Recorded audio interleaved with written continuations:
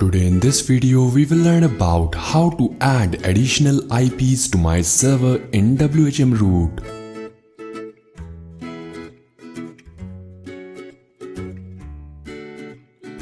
For that, log into WHM root and then go to IP functions. Now here, click on add a new IP address. Now here again, enter additional IP address and click on submit.